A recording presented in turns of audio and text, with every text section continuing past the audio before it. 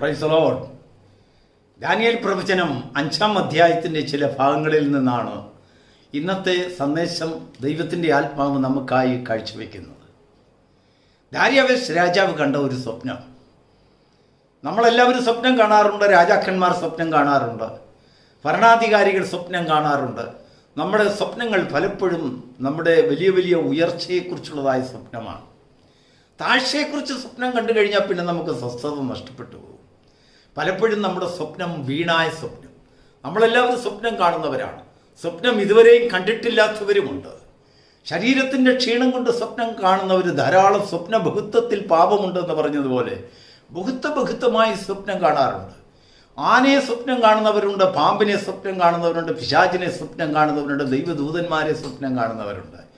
വെറും വീണായ കാര്യങ്ങളൊക്കെ സ്വപ്നം കാണുന്നവരുണ്ട്. പല ഉദാഹരണങ്ങളൊക്കെ നമ്മുടെ മനസ്സിൽ എന്തോ ചിന്തിച്ചതും കിടന്നതും ഉപബോധ മണ്ഡലത്തിൽ കിടക്കുന്നതായ പല കാര്യങ്ങളും പൊങ്ങിവന്ന് സ്വപ്ന രൂപത്തിലായി നമുക്ക് പല പല പാഠങ്ങൾ പഠിപ്പിച്ചതിലൊക്കെ സാധാരണമാണ്. സ്വപ്നങ്ങൾ കാണുന്നവരുണ്ട്, സ്വപ്നങ്ങളെക്കുറിച്ച് സംസാരിക്കുന്നവരുണ്ട്, സ്വപ്ന വ്യാഖ്യാനികളുണ്ട്. Praise the lord. ഈ കൂട്ടത്തിൽ ബാബിലോന്യ രാജാവായിരുന്നതായ ദാരിയാവേശ് രാജാവും ഒരു സ്വപ്നം കണ്ടു. ആ സ്വപ്നം നിമിത്തം തൻ്റെ സമാധാനം നഷ്ടപ്പെട്ടു പോയി. അങ്ങനെ സമാധാനം നഷ്ടപ്പെടുത്തുന്ന സ്വപ്നങ്ങളുണ്ട് കേട്ടോ. അനേകം പ്രതീക്ഷകൾ കൊണ്ടുവരുന്ന സ്വപ്നങ്ങളുമുണ്ട്. ചിലരൊക്കെ സ്വപ്നം കണ്ടു കഴിഞ്ഞാൽ രാവിലെ എണീക്കുമ്പോൾ അവരുടെ പൈശാചിക മുഖത്തോടു കൂടിയാണ് വരുന്നത്. ചില സ്വപ്നം കണ്ടിട്ട് വരുന്ന ഉടനെ പ്രകാശമായിട്ടുള്ളതായ സ്വപ്നം. എന്തോ ഒരു വലിയൊരു നറുക്കെടുപ്പിൽ കൂടെ അവർക്ക് എന്തോ ഒരു ലോട്ടറി അടിച്ചതുപോലെ അങ്ങനെയൊക്കെയുള്ള സ്വപ്നങ്ങളുമുണ്ട്. എന്നാൽ പലപ്പോഴും സ്വപ്നങ്ങൾ എഴുന്നേറ്റ് കഴിയുമ്പോൾ അത് യാഥാർത്ഥ്യമല്ല, വെറും ചിന്തയായിരുന്നു, അതൊക്കെ ഒരു ഇമാജിനേഷൻ ആയിരുന്നു എന്നവർക്ക് തോന്നിപ്പോയി. എന്നാൽ ദാരിയാവേശ് കണ്ടതായ സ്വപ്നം അത് വെറും ഒരു ഇമാജിനേഷൻ, നിരൂപണം ആയിരുന്നില്ല. ദൈവം ചില സന്ദേശങ്ങളായി അവന് കൊടുത്തതായ ഒരു സ്വപ്നമായിരുന്നു. ഈ സ്വപ്നം അതിൻ്റെ അർത്ഥമാര് പറയും? പലപ്പോഴും ചില സന്ദേശങ്ങൾ നമ്മുടെ മുൻപിൽ കൊണ്ടുവരുന്ന സ്വപ്നങ്ങൾക്ക് അർത്ഥവ്യാപ്തിയുണ്ട്. അതൊന്ന് പരിഹരിച്ച് പറയുവാൻ ഒരാൾ വേണം, മനസ്സിലാക്കി തരണം. ചിലപ്പോൾ ആനയെ കണ്ടാലും നായയെ കണ്ടാലും പാമ്പിനെ കണ്ടാലും കൊതുകിനെ കണ്ടാലും ഒക്കെ അർത്ഥങ്ങളുണ്ടെന്ന് പോലും. അങ്ങനെയാണ്. ചിലപ്പോൾ ഒരർത്ഥവും കാണത്തില്ല, വെറുതെ പേടിപ്പിക്കാനായിരിക്കാം. ദൈവത്തിന് മഹത്വം ഉണ്ടാകട്ടെ. എങ്കിലും ദാരിയാവേശ് കണ്ടതായ സ്വപ്നം നിമിത്തം തൻ്റെ സമാധാനം നഷ്ടപ്പെട്ടു പോയി, സ്വസ്ഥത നഷ്ടപ്പെട്ടു പോയി, മുഖം വാടി, രാജ്യത്തെല്ലാം പറച്ചിലായി. സ്വപ്നം സ്വപ്നം സ്വപ്നം. ദൈവത്തിന് സ്തോത്രം.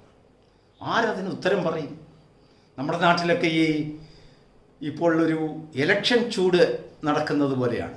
ആര് ഭരിക്കും? ആര് ഭരിക്കും? രാജ്യത്ത് ആര് ഭരിക്കും? മുനിസിപ്പാലിറ്റി ആര് ഭരിക്കും? പഞ്ചായത്ത് ആര് ഭരിക്കും? നിയമസഭ ആര് ഭരിക്കും? പാർലമെൻറ്റ് ആര് ഭരിക്കും? ആര് ഭരിക്കും? ആര് ഭരിക്കും? ആര് ഉത്തരം കൊടുക്കും? ചൂടാണ്, തെരഞ്ഞെടുപ്പിൻ്റെ ചൂട്. ദൈവത്തിന് സ്തോത്രം. ഇതിനെല്ലാറ്റിനും ഉത്തരം പറയുന്ന ചില വ്യക്തിത്വങ്ങൾ ആവശ്യം. ആർക്ക് ഗ്രഹിക്കാൻ കഴിയും? പലരുടെയും പ്രവചനങ്ങൾ അത് അസ്ഥാനത്തായി പോകുന്നു. ജ്ഞാനികളുടെ ജ്ഞാനം ദൈവം എടുത്തു കളയുന്നു. ദൈവത്തിൻ്റെ ജ്ഞാനം മാത്രം നിലനിൽക്കുന്നു. ദാരിയാവേശ് രാജാവിൻ്റെ കൊട്ടാരത്തിൽ സ്വപ്നത്തെക്കുറിച്ചുള്ളതായ ഒരു പ്രശ്നം അങ്ങ് വളർന്നു. രാജ്ഞി കൊട്ടാരത്തിൽ വന്നു. രാജാവ് ഉറക്കമില്ലാതെ വള്ളിയറയിൽ പോകാതെ സിംഹാസനത്തിൽ ഇങ്ങനെ വാടിയ മുഖത്തോടു കൂടി ഇരിക്കുക. രാജ്ഞി വന്ന് ചോദിച്ചു, അയ്യോ രാജാവേ, നീ എത്ര നിസ്സാരനായി പോയോ? കൊള്ളാം, എത്രയോ പേർ പാഴ് സ്വപ്നങ്ങൾ കാണുന്നു. ആ കൂട്ടത്തിൽ നീയും ഒരു പാഴ് സ്വപ്നം കണ്ടു കാണും. ഒരു സ്വപ്നം നിമിത്തം നിന്റെ മുഖം ഇങ്ങനെ വാടിക്കഴിഞ്ഞാൽ ഈ മഹാരാജ്യത്തെ നീ എങ്ങനെ ഭരിക്കും? ധൈര്യമായിരിക്കുക. സ്വപ്നങ്ങൾ ഇങ്ങനെ വന്നും പോയും ഒക്കെ ഇരിക്കും. സ്വപ്നത്തിനൊന്നും വലിയ അർത്ഥങ്ങളൊന്നും കാണില്ല. എന്നാൽ ദാരിയാവേശ് സമ്മതിച്ചു കൊടുത്തില്ല. താൻ കണ്ട സ്വപ്നത്തിന് അർത്ഥമുണ്ട്. ചില സ്വപ്നങ്ങൾക്ക് അർത്ഥമുണ്ട്. ചില സ്വപ്നങ്ങൾ നമ്മോട് അർത്ഥങ്ങൾ നമ്മൾ ഗ്രഹിക്കുന്നത് വരെയും നമ്മോട് യുദ്ധം ചെയ്തുകൊണ്ടിരിക്കും. സമാധാനം നഷ്ടപ്പെട്ടു പോകും. പക്ഷെങ്കിൽ സ്വപ്നം ആര് ഗ്രഹിപ്പിച്ചു തരും? ആ സ്വപ്നങ്ങൾ നാം പെട്ടെന്ന് ചാടിക്കേറി മനസ്സിലാകാത്ത രീതിയിൽ ചില മർമ്മങ്ങളിൽ ഒതുക്കിക്കൊണ്ടായിരിക്കും ദൈവത്തിൻ്റെ ആത്മാവ് അത് വെളിപ്പെടുത്തുന്നത്. അന്വേഷണമായി ബാബിലോൺ രാജ്യത്തെല്ലാം ഒരു വലിയൊരു അറിയിപ്പ് വന്നു. ദാരിയാവേശ് രാജാവ് കണ്ടതായ സ്വപ്നത്തെ അറിയിച്ചു കൊടുക്കാൻ ശകുനവാദികളെയും മന്ത്രവാദികളെയും ജ്ഞാനികളെയും വിവേകികളെയും അന്വേഷിച്ചുകൊണ്ട് അങ്ങനെ ഭൃത്യന്മാർ നെടുകയും കുറുകയും ഓടാൻ തുടങ്ങി. എങ്ങും ആളിനെ കിട്ടുന്നില്ല. ആർക്ക് ഗ്രഹിക്കാം? രാജാവ് പറയുന്നു, ഞാനൊരു സ്വപ്നം കണ്ടു. ആ സ്വപ്നം ഇന്ന രീതിയിൽ ഭിത്തിയിൽ എഴുതി കാണിക്കുന്നു, അവിടെ കാണിക്കുന്നു, ഇവിടെ കാണിക്കുന്നു. അതിൻ്റെ ഒന്നും അർത്ഥം എനിക്കറിയില്ല. എനിക്ക് ഓർമ്മ വരുന്നില്ല. രാജാവിൻ്റെ ഉറക്കം നഷ്ടമായ ചില ദിവസങ്ങൾ, നടക്കേണ്ടത് നടക്കുന്നതിനായിട്ടുള്ള ദർശനങ്ങൾ കടന്നു വരുമ്പോൾ ഉറക്കം നഷ്ടപ്പെട്ടു പോകും. Price the Lord. ദൈവത്തിന് മഹത്വം ഉണ്ടാകട്ടെ. ഒടുവിൽ ദാനിയേൽ പ്രവചനം 5-ാം അധ്യായത്തിൻ്റെ 11-ാം വാക്യത്തിലേക്ക് നമ്മൾ വായിക്കുമ്പോൾ ഒരു മനുഷ്യൻ അതിനൊരു പരിഹാരം കണ്ടുപിടിച്ചു. എന്താണ് ആ പരിഹാരം എന്നറിയാമോ? രാജാവിൻ്റെ അടുത്ത് വന്ന് പറയാണ്, തിരുമേനിയെ, രാജാവേ, അങ്ങയുടെ ഈ മഹാരാജ്യത്ത് വിശുദ്ധന്മാരുടെ ആത്മാവുള്ള ഒരു പുരുഷൻ ഈ രാജ്യത്ത് നമുക്കുണ്ട്. അതൊരു സന്തോഷ വാർത്തയാണ്. വിശുദ്ധന്മാരുടെ ആത്മാവുള്ള ഒരു മനുഷ്യൻ ഉണ്ടെങ്കിൽ അവിടെ ഏത് സ്വപ്നങ്ങൾ വന്നിരുന്നാലും അതിൻ്റെ അർത്ഥവ്യാപ്തി പറഞ്ഞു കൊടുക്കുവാൻ അവന് സാധിക്കും. നമ്മുടെ ജീവിതത്തിൽ വിശുദ്ധന്മാരുടെ ആത്മാവുള്ള ഒരു ജീവിതം, ഒരു പുരുഷൻ, ഒരു വ്യക്തി, ഒരു വീട്ടിലെ അംഗം, ഒരു സഭയിലെ അംഗം, ഒരു രാജ്യത്തെ അംഗം നമ്മുടെ നാട്ടിലും രാജ്യങ്ങളും ഉണ്ടെങ്കിൽ അതിൻ്റെ അർത്ഥം ഗ്രഹിപ്പിച്ചു തരുവാൻ അവനിൽ കൂടെ ദൈവത്തിൻ്റെ ആത്മാവ് പ്രവർത്തിക്കും. അവനോട് സ്വപ്നം വിവരിച്ചു പറഞ്ഞപ്പോൾ, കാര്യങ്ങളൊക്കെ പറഞ്ഞപ്പോൾ, ദാനിയേൽ പറയുന്നതായ ഒരു വാക്യമുണ്ട്. അതിൻ്റെ 21-ാം വാക്യത്തിൽ താൻ പറയുകയാണ്, മനുഷ്യന്റെ രാജ്യത്വങ്ങളിന്മേൽ സർവശക്തനായ അത്യുന്നതനായ ദൈവം വാഴുന്നു എന്ന് നിങ്ങൾ മനസ്സിലാക്കുന്നിടം വരെയും. Price the Lord. നമ്മൾ ഏതെല്ലാം രാജ്യത്വങ്ങൾ കെട്ടിപ്പടുത്തിരുന്നാലും ശരി, നമ്മൾ ഏതെല്ലാം കാര്യങ്ങൾ നമ്മൾ മനക്കോട്ട കിട്ടിയിരുന്നാലും ശരി, ദൈവമാണ് അതിന്മേൽ വാഴുന്നു എന്ന് നമ്മൾ മനസ്സിലാക്കുവാൻ ചില പ്രതിസന്ധികൾ ദൈവം അവിടെ സൃഷ്ടിച്ചു കൊണ്ടിരിക്കും. നമ്മളായിട്ട് വലിയ റോഡുകൾ, വിശാലമായിട്ടുള്ളതായ റോഡുകൾ വെട്ടിയിരുന്നാലും ശരി, ആ റോഡിനെ ഇടുക്കമുള്ളതാക്കുവാൻ നമ്മുടെ മാതാപിതാക്കളെ ദൈവം ശത്രുക്കളായിട്ട് കൊണ്ടുവരും. നടത്തിപ്പുകാരെ ശത്രുക്കളായിട്ട് കൊണ്ടുവരും. ഭരണാധികാരികളെ ശത്രുക്കളായിട്ട് കൊണ്ടുവരും. ആരെയും കൊണ്ടുവന്നില്ലെങ്കിൽ നമ്മുടെ കുഞ്ഞുങ്ങളെ ശത്രുക്കളായിട്ട് കൊണ്ടുവരും. അവരും നമ്മുടെ വഴികൾ ഇടുക്കമുള്ളതാക്കി തീർക്കും. കാരണം എന്താണെന്നറിയാമോ? നമ്മൾ നിത്യരാജ്യത്തിലേക്ക്, നിത്യജീവനിലേക്ക് കടക്കേണ്ടതിന് ദൈവം നിയമിച്ചിരിക്കുന്നതായ പാതകളാണ്. ഇങ്ങനെ ശത്രുതാപരമായ ഒരു ഭരണവും സംവിധാനങ്ങളും ഒക്കെ കാണുമ്പോൾ നമ്മൾ തന്നെ ആശ്ചര്യപ്പെട്ടു, ദൈവം എന്താ ഇങ്ങനെയൊക്കെ ചെയ്യുന്നത്? എൻ്റെ ജീവിതത്തിൽ ഞാൻ ഒരു തെറ്റും ചെയ്തിട്ടില്ലല്ലോ. ഞാൻ ഇന്ന രീതിയിൽ മനുഷ്യത്തെ, ദേശത്തെ, സഭയെ, കുടുംബത്തെ, കുഞ്ഞുങ്ങളെ, മാതാപിതാക്കളെയൊക്കെ സ്നേഹിച്ചിട്ടുള്ളതല്ലേ ഉള്ളൂ. എനിക്കെന്താ ഇങ്ങനെ വരുന്നത്? എൻ്റെ കുടുംബത്തിൽ എന്താ ഇങ്ങനെ സംഭവിക്കുന്നത്? അതെ, എൻ്റെ ദേശത്തെന്താ ഇങ്ങനെ സംഭവിക്കുന്നത്? എൻ്റെ സംസ്ഥാനത്ത് എന്താണ് സംഭവിക്കുന്നത്? എൻ്റെ രാജ്യത്ത് എന്താണ് സംഭവിക്കുന്നത്? ആരാണ് ഉത്തരം പറയുന്നത്?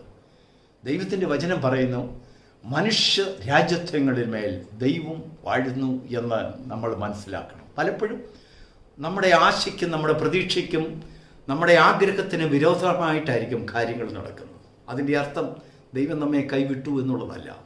ഇടുക്കവും ഞെരുക്കവുമായിട്ടുള്ള ഒരു പാതകൾ നമ്മുടെ മുൻപിൽ സൃഷ്ടിച്ചുകൊണ്ട് ദൈവം നിത്യജീവികളിലേക്ക്, വിശ്വാസത്തിൻ്റെ മാർഗത്തിലേക്ക് നമ്മെ നടത്തുവാനുള്ള പണിപ്പുരയിലാണ് ദൈവം നമ്മെ കൊണ്ടുവന്നിരിക്കുന്നത്. Price the Lord. അത് മനസ്സിലാക്കുവാൻ തക്ക ജ്ഞാനിയാർ.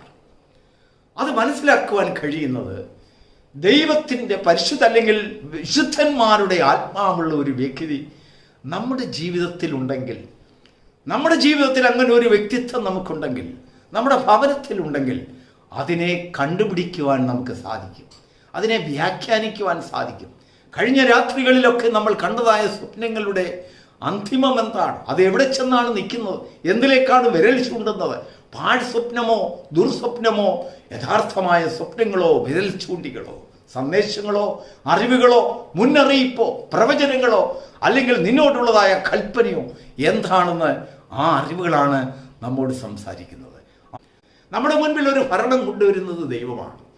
നമുക്ക് തോന്നിയേക്കാം പലപ്പോഴും നമുക്ക് വിരോധമാണ്, നമുക്ക് തടസ്സമാണ്, നമുക്ക് ശത്രുതയാണ്. പക്ഷെങ്കിൽ അതിന്മേൽ വാഴ്ച ദൈവത്തിനുണ്ടെന്നുള്ളതായ ഒരു അറിവ് നമ്മളിൽ ലഭിക്കുമ്പോഴാണ് ദൈവത്തിൻ്റെ ഇഷ്ടം എങ്ങനെയൊക്കെയാണ് നടന്നുകൊണ്ടിരിക്കുന്നതെന്ന് നമ്മുടെ ആത്മാക്കളോട് ദൈവത്തിന് സംസാരിക്കുവാൻ സ്വാതന്ത്ര്യം ലഭിക്കുകയുള്ളൂ. പ്രിയപ്പെട്ട ദൈവത്തിൻ്റെ മക്കളെ, ഈ പ്രഭാതത്തിൽ ദൈവത്തിൻ്റെ ആത്മാവ് നമ്മോട് പറയുന്നത്, കലക്കം നിറഞ്ഞ ലോകത്ത്, കലക്കം നിറഞ്ഞ ഭവനാന്തരീക്ഷത്തിൽ, കലക്കം നിറഞ്ഞതായ ജീവിത സരണികളിൽ, കലക്കം നിറഞ്ഞതായ സഭാവൃത്തങ്ങളിൽ, കലക്കം നിറഞ്ഞതായ ലോകത്തല്ലെങ്കിൽ രാജ്യതലങ്ങളിലുള്ള ജീവിതങ്ങളിടയിൽ ദൈവത്തിന് നമ്മോട് സംസാരിക്കുവാൻ ഒരു വാക്കുണ്ട്. നീ പോകുന്ന വഴികൾ തെറ്റോ ശരിയോ ഏതിലേക്കാണ് പോകുന്നതെന്ന് നിന്റെ സ്വപ്നങ്ങളെ അടിസ്ഥാനമാക്കി നിന്നോട് സംസാരിക്കുവാൻ മറ്റാർക്കും കഴിയുകയില്ല. വിശുദ്ധന്മാരുടെ ആത്മാവുള്ള ഒരു പുരുഷൻ നിന്റെ ദേശത്തും നിന്റെ രാജ്യത്തും നിന്റെ ഭവനത്തിൽ നിന്റെ ജീവിതത്തിൽ തന്നെ എങ്ങനെയൊന്നുണ്ടെങ്കിൽ നിനക്ക് അർത്ഥങ്ങൾ ഗ്രഹിക്കാൻ കഴിയും. നിന്റെ യാത്ര എങ്ങോട്ടാണ്? അതിന്മേൽ ദൈവത്തിൻ്റെ വാഴ്ചയുടെ പരമാധികാരത്തിൻ്റെ ആ ശക്തിയെ നിന്നെ ധരിപ്പിക്കുവാൻ ആ വിശുദ്ധന്മാരുടെ ആത്മാവുള്ള ഒരു പുരുഷൻ നമ്മുടെ ദേശത്തുണ്ട്. നമ്മുടെ സഭയിൽ അങ്ങനെ കാണണം, നമ്മുടെ ഭവനത്തിൽ അങ്ങനെ കാണണം. അങ്ങനെ ഒരു വ്യക്തി ഉണ്ടെങ്കിൽ, ഒരു ഭവനത്തിൽ ഒരു സമാധാന പുരുഷനുണ്ടെങ്കിൽ സമാധാനം അവൻ മേൽ വസിക്കും. അവൻ വിശുദ്ധന്മാരുടെ ആത്മാവുള്ളവൻ, അവന് ദൈവത്തിൻ്റെ ആലോചനയുണ്ട്. നാം പല കാര്യങ്ങളെ കാണുകയും കേൾക്കുകയും നമുക്ക് ചുറ്റുപാടുമുള്ള സംഭവങ്ങളെയൊക്കെ കാണുമ്പോൾ നമ്മുടെ മനസ്സ് നീറും. നമ്മുടെ കുഞ്ഞുങ്ങളെന്താ ഇങ്ങനെ, നമ്മുടെ അമ്മയപ്പന്മാരെന്താ ഇങ്ങനെ, ഞാൻ അവർക്ക് ദോഷമായിട്ടൊന്നും ചെയ്തിട്ടില്ലല്ലോ, പിന്നെയും പിന്നെയും എൻ്റെ സഹോദരങ്ങൾ, എനിക്ക് വേണ്ടപ്പെട്ടവരെന്താ ഇങ്ങനെയൊക്കെ, എന്നെ നടത്തുന്നവരെന്താ ഇങ്ങനെ, എൻ്റെ ഭരണാധികാരികളെന്താ ഇങ്ങനെ, എൻ്റെ നിയമങ്ങളെന്താ ഇങ്ങനെ, ഇങ്ങനെയൊക്കെ നമ്മുടെ മനസ്സ് ഭാരപ്പെടും.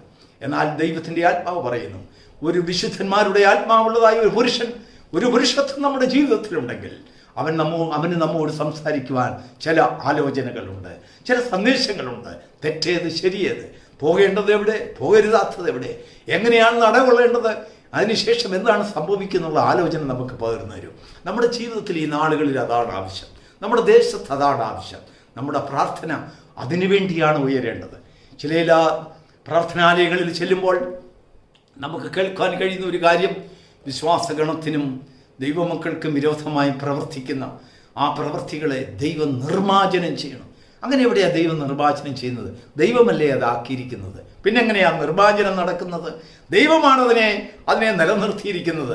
ദൈവത്തിന് ചില പദ്ധതികൾ കാണും. ഇടുക്കങ്ങളും ഞെരുക്കങ്ങളുമുള്ളതായ പാതകൾ സൃഷ്ടിച്ചുകൊണ്ട് നീ കടന്നു പോകേണ്ടതായ പാതയ്ക്ക് എത്ര വിസ്തീർണമുണ്ടാകണമെന്ന് സർവശക്തനാണ് നിയമിച്ചാക്കിയിരിക്കുന്നത്, കൽപ്പിച്ചാക്കിയിരിക്കുന്നത്. കാര്യങ്ങൾ അതുപോലെ പോകും. എന്നാൽ നിന്നോട് അറിയിക്കുവാൻ, നിന്റെ സമാധാനം നിലനിർത്തുവാൻ, നിന്റെ ആ ക്ഷീണങ്ങളൊക്കെ മാറ്റി നിന്റെ ഉറക്കം തിരികെ വരുവാൻ, നിന്റെ ക്ഷീണത്തെ മാറ്റി, അല്ലെങ്കിൽ നിന്റെ സംശയങ്ങളെ മാറ്റി ദൈവത്തോട് ദൈവമാരെന്ന് ഗ്രഹിച്ചുകൊണ്ട് അതിന് പ്രകാരം നടകൊള്ളുവാൻ നിന്നിൽ വിശുദ്ധന്മാരുടെ ആത്മാവുള്ള ഒരു പുരുഷത്വം ആവശ്യമാണ്.